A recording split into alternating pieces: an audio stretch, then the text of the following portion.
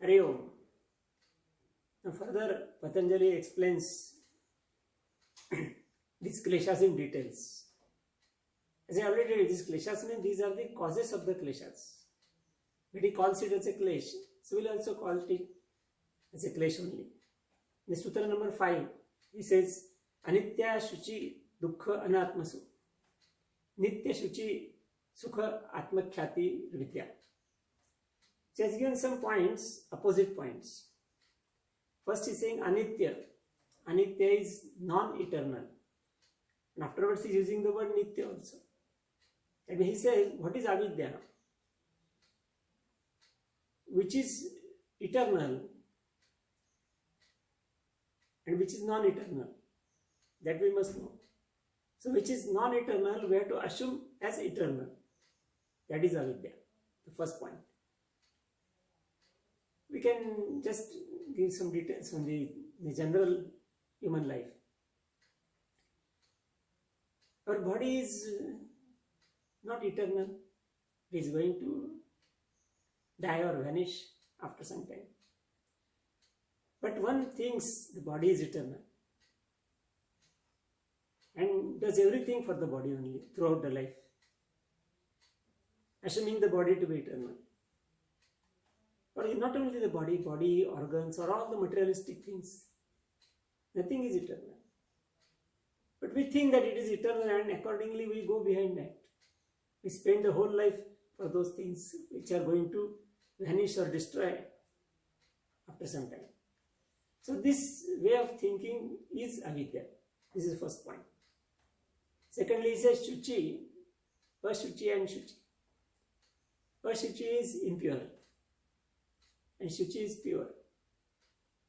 So you want to say that whatever is impure, we assume as pure. This is avidya. General example we can take.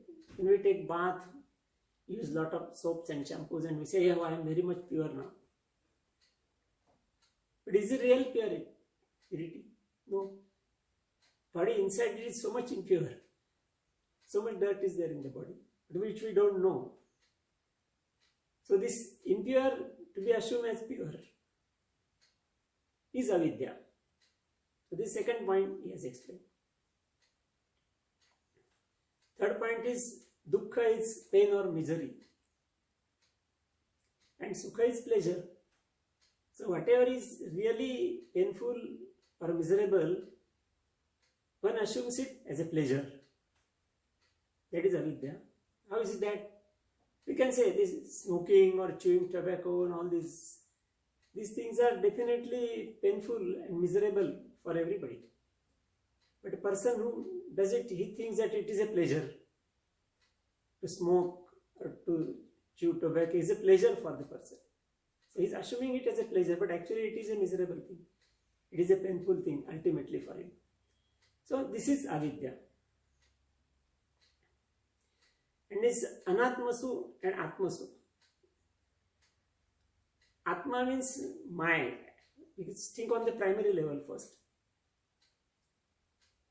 So which is not mine, I say it is mine. This is on the primary level we can say.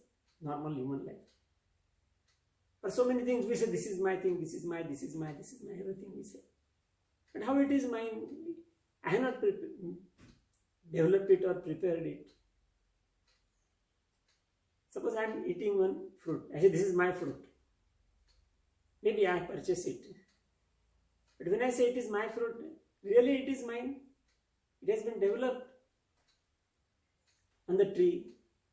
So many people have helped it to develop. So it is not totally mine. But when I use the word it is my fruit, this is avidya. So that means I must know that so many people have spent a lot of efforts, time and money for that. But instead of that I say this is mine. So like that Patanjali is explaining avidya. On the higher level we can say atmasu and anatmasu. Atmasu is consciousness or atman, which is not atman. I had to use the word as mine. This is also avidya. That means all body, mind, complex and all materialistic things are all anatmasu. But one says that it is my, I am that, and all that. So anatmasu things are to be assumed, say atmasu is also avidya. So like that, Patanjali has given some different levels of avidya. Avidya means, literally it is meaning ignorance. But it is the absence of proper knowledge. We can use the word properly. Avidya is the absence of proper knowledge. If person gets the proper knowledge, then avidya will not be there. And for that he has given 4 examples in this sutra. Hari Om.